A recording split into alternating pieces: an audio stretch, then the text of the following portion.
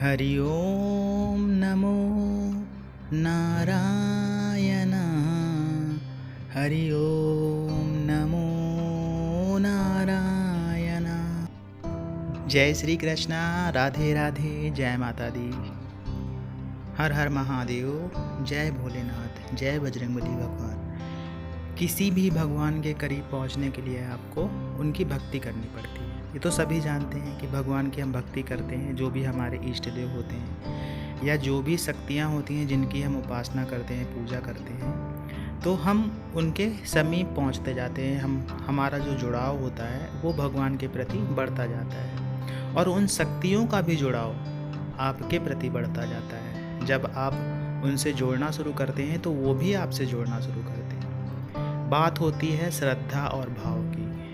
जब श्रद्धा और भाव आपका अच्छा होता है तो कोई भी शक्ति आपसे जुड़ने का प्रयास करती है। आप जीवन में अच्छे बने रहते हैं, मन से भी अच्छे हैं, तन से भी अच्छे हैं। जीवन में कोई गलत कार्य नहीं करते हैं, जीवन में किसी को सताते नहीं हैं, किसी को परेशान नहीं करते हैं। तो ये जो बातें होती हैं, ये जो गुण होते हैं आपके, ये शक्तियों को पसंद आते हैं। जो शक्तियों की आप उपासना करते हैं, जिन शक्तियों की आप आराधना करते हैं, तो ये शक्तियाँ आपसे जोड़ने का प्रयास करने लगती हैं और जोड़ना भी शुरू कर देती हैं। अब भगवान शिव से हम जुड़ना चाहते हैं, भगवान शिव के करीब पहुंचना चाहते हैं, तो सबसे पहली बात तो वही जो सभी जानते हैं कि हमें भगवान शिव की भक्ति करनी चाहिए।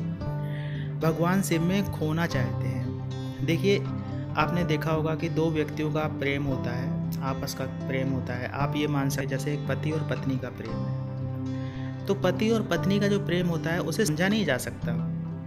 आप सोचो कि हम समझ लें बातों से या जताते नहीं, उसको एहसास किया जाता है। पति और पत्नी के प्रेम को एहसास किया जाता है और पत्नी अपने पति के प्रेम को एहसास कर सकती है और पति अपनी पत्नी के प्रेम को एहसास कर सकता है, खाली बोल देने से कि ऐसा है वैसा है, हम ये कर रहे हैं वो कर रहे हैं। देखिए, केयरिंग करना, किसी की केयर करना और किसी का ख्याल रखना और किसी से प्रेम करना, किसी से प्यार करना, तीनों अलग अलग चीज़ें होती हैं।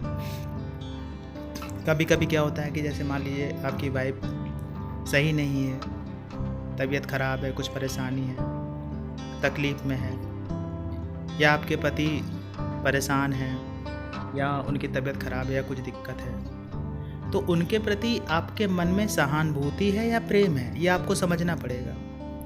क्योंकि जब आप ये चीज़ें समझ जाएंगे कि प्रेम, रियल में प्रेम होता क्या है, किसी से लगाव होता क्या है।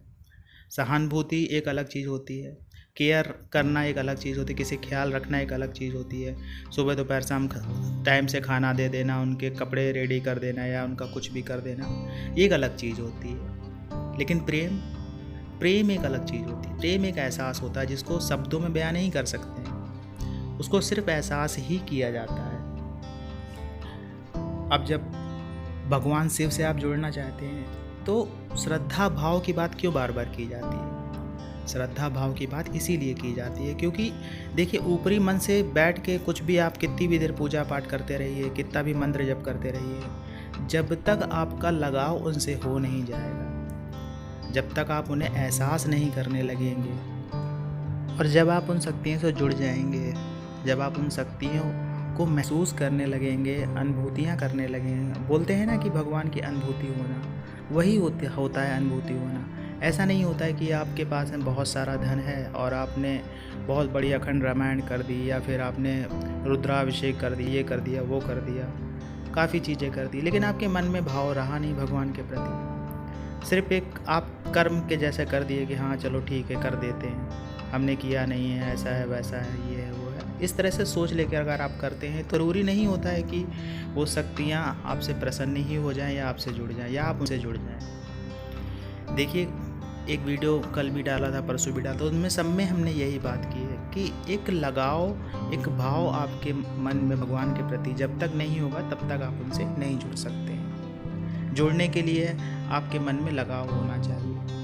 और आप जब अपने मन में एक प्रेम, जैसा हमने आपको बताया ना कि प्रेम क्या होता है, प्रेम को एहसास ही किया जाता है। इसी तरह से भगवान से प्रेम अगर आप करते हैं तो भगवान के प्रेम का एहसास ही किया जा सकता है।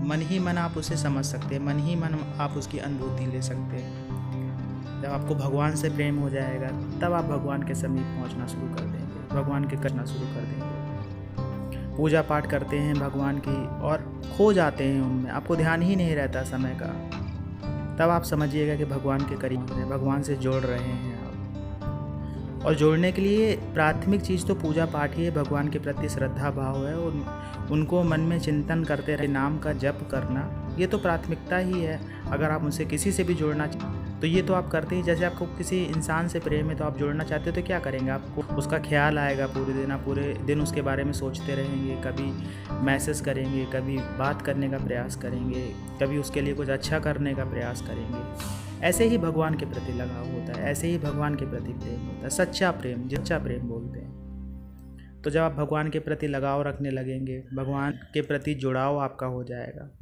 और फिर आप उनके मंत्रों का जप भी करते हैं। जप एक ऐसा मार्ग होता है जिसमें हम सीधे भगवान से जुड़ना शुरू कर देते हैं। निश्चित संख्या में नियम के साथ में करिए, क्योंकि जो शक्तियाँ होती हैं नियम की पक्की होती हैं, वो ये भी चाहती हैं कि जो उनका साधक है वो भी नियम का पक्का हो। देखिए, कभी कभी ऐसा होता है कि बिना नियम के ही बहुत सारे लोग सफल हो जाते हैं भक्ति के मार्ग में। उसका कारण ये होता है कि शक्तियाँ उन्हें पसंद करती हैं। ज़रूरी नहीं कि शक्तियाँ आपको पसंद ही कर रही हैं, आपसे जुड़ी ही हुई। हो सकता है कुछ शक्तियाँ किन्हीं लोगों से जुड़ी ही रहती हैं शुरू से ही, उनके पिछले जन्म के कारण, या उन्होंने पिछले जन्म में कुछ भक्ति की हो या कुछ किया हो, उसके कारण जुड़ी रहती हैं। तो जो शक्तियाँ आपसे जुड़ी हैं तो कोई दिक्कत नहीं है, आप कैसे भी उनको याद करेंगे, कैसे भी उन्हें नमन करेंगे, कैसे आप करेंगे, वो प्रसन्न हो जाएंगे। लेकिन अगर आपसे कोई शक्ति जुड़ी ही नहीं है तो आपको पूरे नियम से ही करना चाहिए। नियम का अर्थ जितना आप कर सकते हैं, ऐसा नहीं है, नियम का अर्थ ये नहीं है कि सब कुछ छोड़ के आप पूजा पाठ ही करिए। नियम का अर्थ ये है पंचोपचार पूजन करिए उनका, ठीक है, अपने मन को साफ रखिए, हृदय साफ रखिए। ऐसा नहीं है कि आप इसको देख रहे हैं, उसको देख रहे हैं, इसके साथ गलत करने का सोच रहे हैं, उसके साथ में गलत करने का सोच रहे हैं, मन ही मन कुछ और ख्याल चल रहे हैं आपके, पूजा में बैठे हुए हैं, तो ऐसे जुड़ाव नहीं होगा। जब सच्चा भाव आपके मन में पैदा हो जाएगा तो आप जुड़ने लगेंगे। तो मंत्रों के जरिए आप भगवान से जुड़ सकते हैं। किसी भी मंत्र से आप, जो भी देवी देवता होते हैं उनसे संबंधित जो मंत्र होते हैं, जैसे भगवान भोलेनाथ का ही मंत्र है ओम नमः शिवाय, ओम नमः शिवाय, ओम नमः शिवाय का जप करते रहिए, मन में श्रद्धा भाव रखिए। धीरे धीरे करके आप उनसे जुड़ना शुरू हो जाएंगे। वो शक्तियाँ आपको अनुभूतियाँ कराना शुरू कर देंगी, कभी स्वप्न के माध्यम से या कभी किसी और माध्यम से। कभी कुछ अनहोनी होने वाली होगी तो आपको पता ही चल जाएगा, आप उस जगह जाएंगे ही नहीं। वो शक्तियाँ आपको बचाना शुरू कर देंगी, आपके जीवन में मार्ग बनाना शुरू कर देंगे, आपको रास्ता दिखाना शुरू कर देंगी। तो ये सारी चीज़ें होने लगेंगी जब आप भगवान शिव से जुड़ जाते हैं, या भगवान शिव की आराधना करने लगते हैं, या उनसे जुड़ने का प्रयास करते हैं। तो वो भी शक्तियाँ भी आपसे जुड़ जाती हैं। ऐसा नहीं होता कि खाली आप ही जोड़ रहे हैं, वो भी आपसे जुड़ते हैं। जब उन्हें आप नित्य भोग प्रसाद वगैरह अर्पित करते हैं, पुष्प अर्पित करते हैं, जल अर्पित करते हैं, धूप दीप देते हैं, कपूर से आरती करते हैं, तो वो स्वीकार करते हैं आके, सूक्ष्म रूप से आके वो स्वीकार करते हैं। ऐसा भी होता है कि जैसे आपने उनको कुछ अर्पित कर दिया, अगर वो शक्तियाँ नहीं आ पाई तो वो अर्पित रहता है वहाँ पे उनके नाम से, जब वो आती हैं तो उसे स्वीकार कर लेती हैं। और जब आप उनका आह्वान करते हैं, बुलाते हैं, तो शक्तियाँ आती ज़रूर हैं, ऐसा नहीं है कि नहीं आती। ये बात अलग होती है कि आप उन्हें अनुभूति कर पाते हैं कि नहीं कर पाते हैं, ये आपके तपोबल पे निर्भर करता है। या आप ये कह सकते हैं कि ये आपके पूजा पाठ पे निर्भर करता है कि कितने दिनों से आप पूजा पाठ कर रहे हैं, कितना आपका तपोबल बढ़ चुका है, कितना आप उनसे जुड़ चुके हैं। वैसे आपको अनुभूतियाँ होना शुरू हो जाती हैं। आशा ये जानकारी आपको अच्छी लगी होगी। जानकारी अच्छी लगी हो तो वीडियो को लाइक करिएगा, कमेंट्स में जय माता दी, जय श्री कृष्णा, हर हर महादेव लिखिएगा। मिलते हैं आपसे अगले वीडियो में नई जानकारी के साथ में, तब तक के लिए जय श्री कृष्णा।